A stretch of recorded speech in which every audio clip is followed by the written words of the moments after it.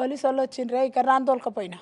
ఏమైంది సార్ అంటే మేడిపల్లిలో మీ అమ్మాయి ఉంటుందంటే ఉంటుంది అంటానంటే నేనేమనుకుంటున్నా పోలీస్ టౌన్లో గిట్ట పోయి కూర్చున్నదేమో కొట్టిండేమనుకుంటున్నా మేడం. ఇట్లా ఇంత దారుణంగా చంపిండు అనుకుంటలే, ఇంత మురుకుడు అనుకుంటలేనాడు. ఇట్లా అమ్మ మీ మీ అమ్మాయి ఉరేసుకొని చచ్చిపోయింది, మీరు పోలీస్ టౌన్కు రావాలమ్మన్నాడు. వాళ్ళకేం జవాబు ఇవ్వకుండా మొత్తుకున్నాం మేడం. మేము ఏం జవాబిత్తం తెలుసు చెప్పు. తల్లి పొద్దుముఖంగా ఉన్నది, కారు తీసుకొని తెల్లని దాకానే పోయిండ్రిగా. కొడుకుని పిలిపించుకున్న చిన్న కొడుకు కూడా గంజాయి తాగుడు, నా బిడ్డ ఫోటోలు దేశం అంతా పెట్టిండు పెళ్లి చేసినాక.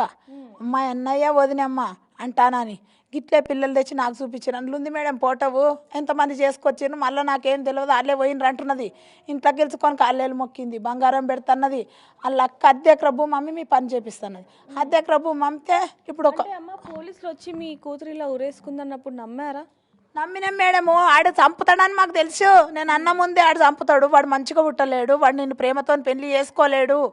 ప్రేమతో పెళ్లి చేసుకున్నాడు అయితే ఫస్ట్ కడుపుతున్నప్పుడే ఉంచుతుండే.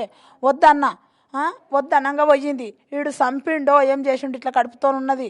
వాళ్ళకి ఇష్టం లేదు, వాళ్ళు ఇష్టపూర్వంగా చేసుకోలేరు. నిన్ను మామలను గోస చూతాం అనుకున్నారు, మమ్మల్ని నరకం చూపిస్తాం అనుకుర్రు అని అన్న మేడము. అమానం దొలకపోయిండు, నా బిడ్డనికి ఇంత అవతారం చేసిండు. నన్ను ఏం చేస్తావో, నా మగని ఏం చేస్తావో, నా కొడుకు ఇంత చిన్నగుండే మేడము.